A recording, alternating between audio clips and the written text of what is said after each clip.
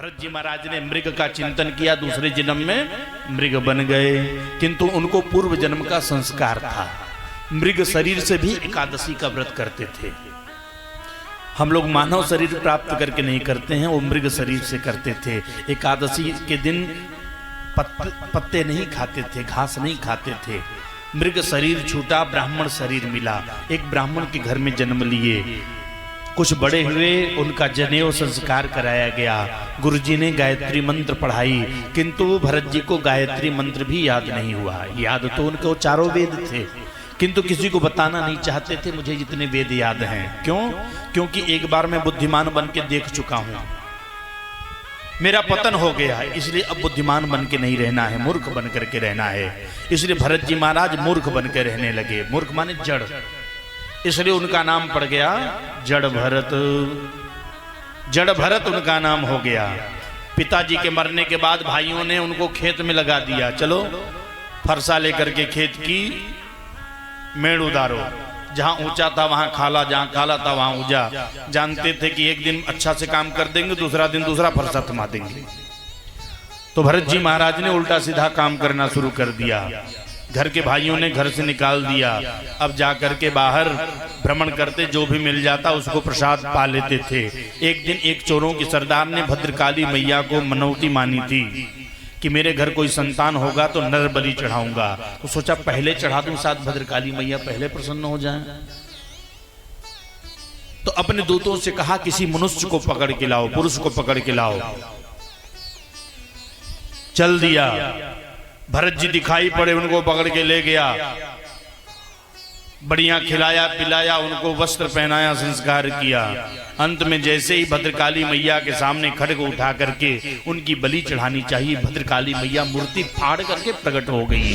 बोलिए भद्रकाली मैया की जय हो। सहसोच्चाट शैव देवी भद्रकाली। भद्रकाली मैया प्रकट होकर के जिस खड्ग से वह चोर भरत जी महाराज की बलि चढ़ाने जा रहा था, उसी खड्ग से उस चोर की बलि, चोरों के सरदार की बलि चढ़ा करके मैया अंतर ध्यान हो गई। बोलिए भद्रकाली मैया की जय हो। जोर से बोलो विंध्यवासिनी मैया की। भद्रकाली मैया अंतर ध्यान हो गई। प्रणाम करके भरत जी महाराज आगे बढ़े। एक गृहस्थ ने, खेतिहर ने भरत जी को अपने खेत की रखवाली के लिए लगा दिया और कहा कि इसको कोई पशु नीलगाय चरने न पाए। भरत जी रखवाली करने लगे खेत की। चिड़िया चुनमुन आकर के उसको खा रही हैं। भरत जी खूब ठाका लगा करके हंस रहे हैं, आनंद आ रहा है। वाह, हमारे स्वामी ने चिड़िया को तो मना किया नहीं है। हमारे यहाँ एक सिद्धांत है, काके न दधि रक्षताम। एक चेले को गुरुजी ने एक कटोरा दही दिया, कहा पूजा का दही है, देखो कौवा न जुठारने पावे। गुरुजी ने चेले को कहा इस कटोरे के दही को कौवा न जुठारने पाए, और कुत्ता आकर के उसको खा रहा है, चेला मना नहीं कर रहा है। कौवा आएगा तो मना करेंगे, कुत्ते को क्यों मना करें? कुत्ते को तो हमारे गुरुजी ने मना किया नहीं। अब भरत जी महाराज ने सोचा कि पशु को तो मना किया, चिड़िया को तो मना किया नहीं, इसलिए चिड़िया को मना नहीं किया। हरि नारायण गोविंदा श्याम कृष्ण गोविंदा। हो सिया नारायण गोविंदा श्याम कृष्ण गोविंदा। हरि नारायण गोविंदा श्याम कृष्ण गोविंदा। हरि नारायण गोविंदा श्याम कृष्ण गोविंदा। राम जी की चिड़िया राम जी का खेत, खाले चिड़िया भर भर के। राम जी की चिड़िया राम जी का खेत, खालो चिड़िया भर भर के। हो सिया हरि नारायण गोविंदा श्याम कृष्ण गोविंदा। हरि नारायण गोविंदा कृष्ण गोविंदा। राधे राधे गावोगे प्रेम पदार्थ पाओगे। राधे राधे गाओगे प्रेम पदार्थ पाओगे। राधे राधे राधे राधे गावोगे प्रेम पदार्थ पाओगे। राधे राधे राधे राधे गाओगे प्रेम पदार्थ पाओगे। श्री हरि नारायण गोविंदा श्याम कृष्ण गोविंदा। सिया नारायण गोविंदा श्याम कृष्ण गोविंदा। राधे नाम विसारोगे जीती बाजी हारोगे।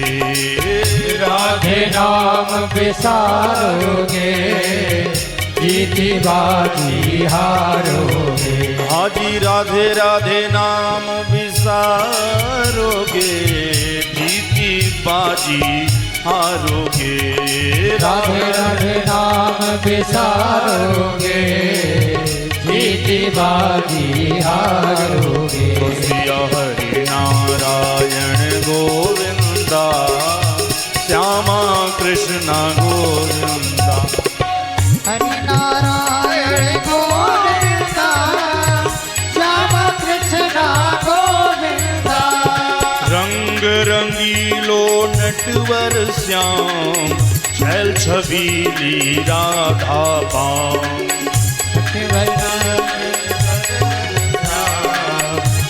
छबीली राधा श्याम। ओ रंग रंगीलो नटवर श्याम छैल छबीली राधा बाम। नटवर श्याम छैल छबीली राधा श्याम। हो सिया हरि नारायण गोविंदा श्याम कृष्ण गोविंदा। सिया हरि नारायण गोविंदा श्याम कृष्ण गोविंदा। हरे मधुर मधुर सुमिरन कर ले जीवन धन्य सफल कर ले। मधुर मधुर सुमिरन कर ले जीवन धन्य सफल कर ले। हाजी मधुर मधुर सुमिरन कर ले जीवन धन्य सफल कर ले। मधुर मधुर सुमिरन कर ले जीवन धन्य सफल कर ले।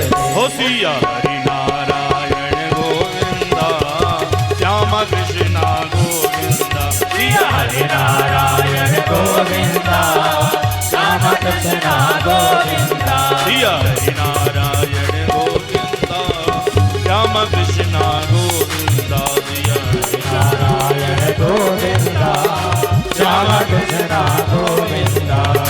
श्याम कृष्ण गोविंदा श्याम कृष्ण गोविंदा श्याम कृष्ण गोविंदा। बोल भक्त वत्सल भगवान की जय हो। भरत जी महाराज वहां से भी निकाल दिए गए। आगे चले तो एक राजा रहुगण जो कपिल मुनि के आश्रम में ज्ञान प्राप्ति के लिए जा रहे थे, उनकी पालकी को ढोने वाला एक कहार बीमार पड़ गया। तो 3 कहार से तो पालकी ढोई नहीं जाएगी, सो कहा एक को पकड़ के लाओ। तो भरत जी महाराज को ले जाकर के जोत दिए। भरत जी महाराज पालकी ढोने लगे। अब कहीं चोटी चोटा कोई जीव जंतु दिखलाई पड़ जाता तो उछल जाते कि हमारे पैरों तले दब करके किसी की हत्या न हो जाए। अब जब पालकी ढोने वाला उछल जाएगा तो पालकी में बैठने वाले व्यक्ति की स्थिति क्या होगी। एक बार उछले ठक से लगा जाकर के ऊपर। राजा ने झांक करके देखा शायद उछल गया होगा किसी कारण से। दोबारा जब उछला और तेज से लगा ठक। अब उसके सर में वो मोटा मोटा फूल गया। वो तो बाहर से निकाल के कहता है किसको अपने प्राणों का भय नहीं है, कौन अपने प्राणों की आहुति देना चाहता है। तो तीनों कहारों ने हाथ जोड़ करके कहा महाराज हमारी कोई गलती नहीं है, ये मोटका अभी जो लगा है ना यही गलत समझ लीजिए, उल्टा सीधा ढो रहा है। अब राजा ने कहा, अब इसे भरत जी महाराज स्थूल का शरीर के थे भी, तो उछल करके नीचे कूद गया और उसने व्यंग किया कि अब कितना दुबला पतला, जैसे लगता है कि इसको 1 महीने से भोजन नहीं मिला, बेचारा क्या पालकी ढोएगा, इसको तुम लोग कहां से पकड़ के लाए। दूसरे क्षण आवेश में आकर के, अरे दुष्ट, तुमको अपने प्राणों का भय नहीं है। अब भरत जी ने सोचा कि अब चुप रहना ठीक नहीं है, तो उन्होंने अब मुंह खोला। अभी तक किसी के सामने मुंह नहीं खोला था, अब मुंह खोला। उन्होंने कहा कि हे राजन, स्थौल्यम कार्ष्यम आधयः व्याधयश्च क्षुद्रिद्भजं कलिरिक्षा जरा च निद्रारतिर्मन्युरहं मदः शुचौ देहेन जातस्य हि मे न सन्ति। हे राजन, आप जो हमें मोटा कह रहे हो, पतला कह रहे हो, यह देह के लक्षण हैं, हमारा इससे कोई मतलब नहीं है। जो परमानंद के भजन में निमग्न रहने वाले जीव हैं उनको शरीर का कोई भान नहीं रहता, वो शरीर के लिए कुछ भी नहीं करते, वो तो जो मिल गया हर इच्छा जो प्रसाद मिल गया उसको पा लिए, हर हाल में मस्त हैं, चाल मस्त, हाल मस्त, कमाल मस्त। संतुष्ट एन केनचित, ये भगवान के भक्तों के लक्षण हैं। ब्रज की कथा पढ़ो तो उसमें आती है, रूप गोस्वामी की कथा आती है। रूप गोस्वामी 2 भाई थे, वृंदावन में भजन करते थे। भगवान का जन्म होने वाला है, गुब्बारे कह रहे हैं कि जल्दी कराओ। नहीं, हम सब ऐसे ही होता है, जब भगवान का जन्म होता है तो नगाड़े अपने आप, नेदुह दुंदो भया, दुंदुभियां अपने आप बजने लगती हैं। तो गुब्बारों को भी मैं कहता हूं कि धीरज धारण करो, भगवान का दर्शन करना है तो। और भगवान का जन्म कै बजे हुआ था? हाँ जी, कै बज रहा है? अभी तो 2.5 घंटा का समय है। बोलवा के बिहारी लाल की जय। आज आप लोग बड़े मौन हो गए 2.5 घंटे के नाम पर। पहले चाहते हो क्या पहले हो जाए? हैं? कौन कौन चाहता है कि 12 बजे जन्म हो? हाथ उठाओ। अच्छा, आधी भी संख्या नहीं है। अच्छा, कौन कौन चाहता है पहले हो जाए? हाथ उठाओ। न इधर है न उधर है। बोले वृंदावन बिहारी लाल की जय हो। तो मैं क्या कह रहा था? क्या कह रहा था पंडित जी? मैं कथा का मतलब जहां सुनो वहां से पकड़ के रखो, कि कथा को यहीं से पकड़ के आगे चलानी है। भरत जी महाराज ने कहा, मोटा होना, पतला होना, भूख लगना, प्यास होना, यह शरीर का लक्षण है, आत्मा का लक्षण नहीं है। मैं आत्मानंदी हूं, आत्मा में विचरण करने वाला हूं, आत्मा राम हूं। उसने सोचा है तो ज्ञानी कोई पुरुष है, मैंने इसको अनायास ही पालकी में जोत दिया। उसने हाथ जोड़ करके क्षमा मांगा। तुम कह, तुम कौन हो?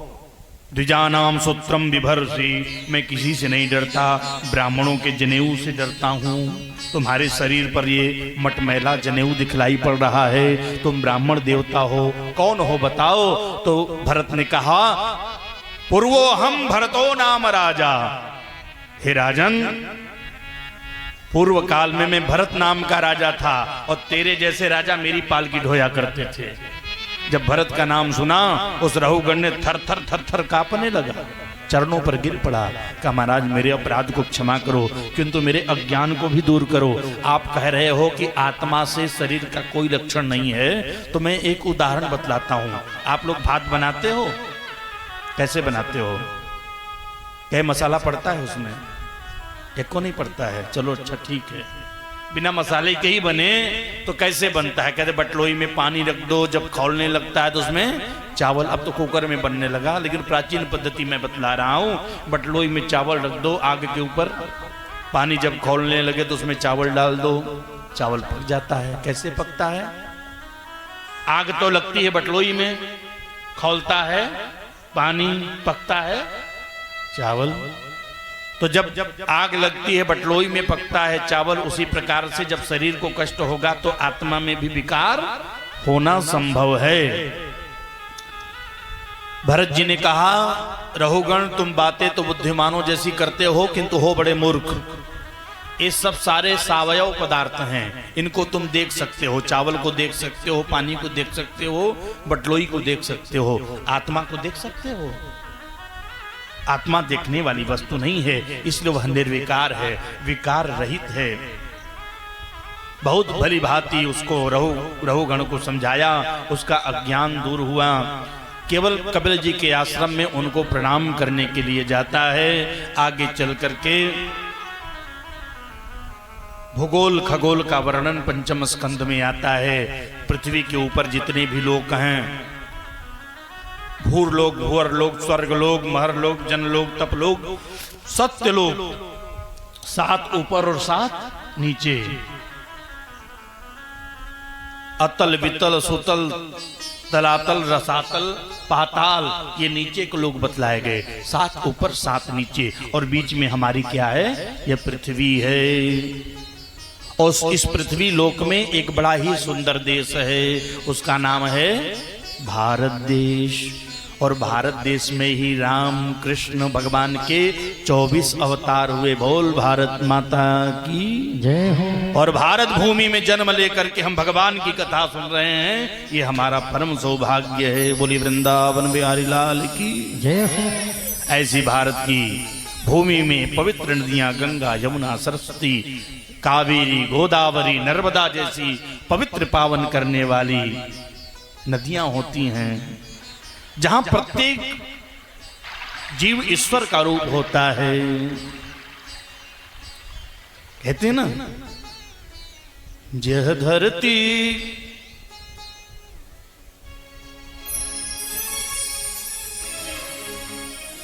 जहां ऋषि मुनि जपते हरि नाम की माला, ये धरती है वीरों की, संतों की, महात्माओं की, जहां बालक हर एक मोहन है और राधा हर एक बाला, और राधा हर एक बाला, जहां सूरज सबसे पहले आकर डाले अपना डेरा। ओ भारत देश है मेरा, ओ भारत देश है मेरा, जहाँ डाल डाल पर सोने की चिड़िया करती है बसेरा। वह भारत देश है मेरा, वो भारत देश है मेरा, वह भारत देश मेरा, वो भारत देश है मेरा। बड़ी पवित्र भूमि है यह। गायंत देवा किल गीत कानी, देवता जिसका गुणगान करते रहते हैं कि जिस भारत भूमि में मेरा जन्म हो जाए, मेरा जीवन सार्थक हो जाए, जहां भगवान के अनंतानित दिव्य अवतार हुए। यह वीरों की धरती है, यह पुण्यात्माओं महात्माओं की, भगवान संतों की भूमि है। इसलिए हम इसको भोरी भोरी अनंतानंत प्रणाम करते हैं। यह भारत देश है मेरा, यह भारत देश है मेरा, यह भारत देश है मेरा, यह भारत देश है मेरा।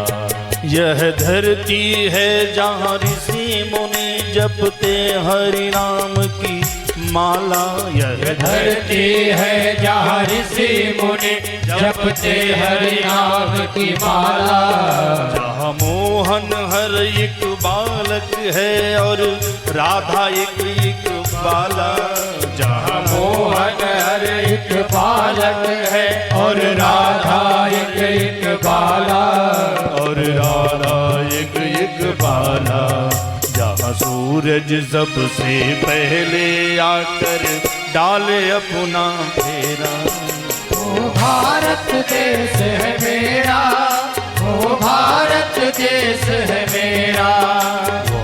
भारत देश है मेरा, वह भारत देश है मेरा, वो भारत देश है मेरा, वो भारत देश है मेरा।